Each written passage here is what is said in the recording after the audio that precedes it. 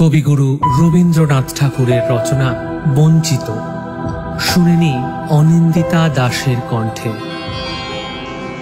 ফুলিদের বাড়ি থেকে এসেই দেখি পোস্ট কার্ডখানা আয়নার সামনে। কখন এসেছে জানি না তো, মনে হলো সময় নেই একটু, গাড়ি ধরতে পারবো না বুঝি। বাক্স থেকে টাকা বের করতে গিয়ে ছড়িয়ে পড়লো সিকি দুয়ানি। কিছু কুড়োলেন, কিছু রইল বা গুনে ওঠা হলো না। কাপড় ছাড়ি কখন, নীল রঙের রেশমি রুমালখানা দিলে মাথার উপর তুলে কাঁটায় বিঁধে চুলটাকে জড়িয়ে নিলুম কোনো মতে। টবের গাছ থেকে তুলে নিলুম চন্দ্রমল্লিকা বাসন্তী রঙের। স্টেশনে এসে দেখি গাড়ি আসেই না।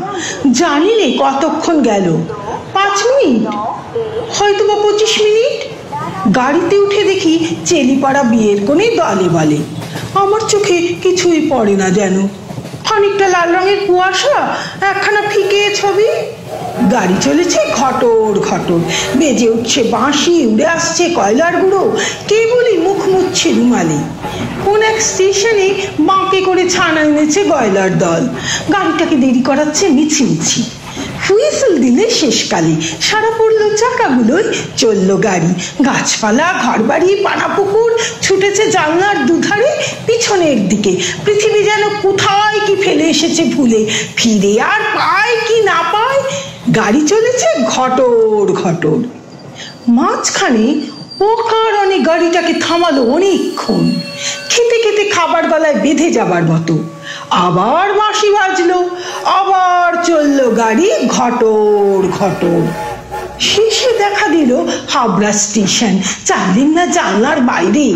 মনে স্থির করে আছি, খুঁজতে খুঁজতে আমাকে আবিষ্কার করবে একজন এসে।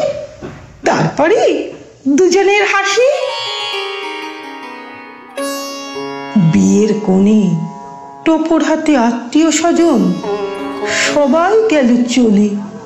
কুলি এসে চাইলে মুখের দিকে, দেখলে গাড়ির ভিতরটাতে মুখ বাড়িয়ে। কিছুই নেই। যারা কনেকে নিতে এসেছিল গেল চলে। যে জনস্রোতে মুখে আসছিল ফিরল গেটের দিকে।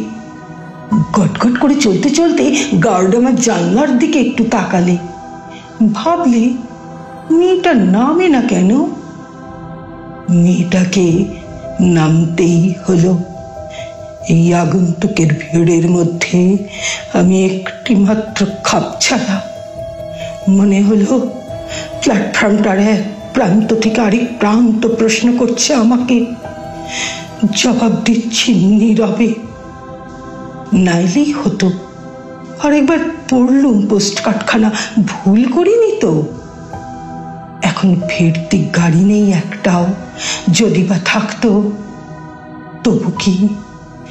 বুকের মধ্যে পাক খেয়ে বেড়াচ্ছে কত রকমের হয়তো, সবগুলি সাংঘাতিক।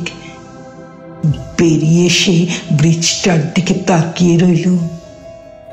জানি না রাস্তার লোক কি ভাবলে। সামনে ছিল বাস, উঠে পড়লুম, ফেলে দিলুম চন্দ্রমল্লিকাটা।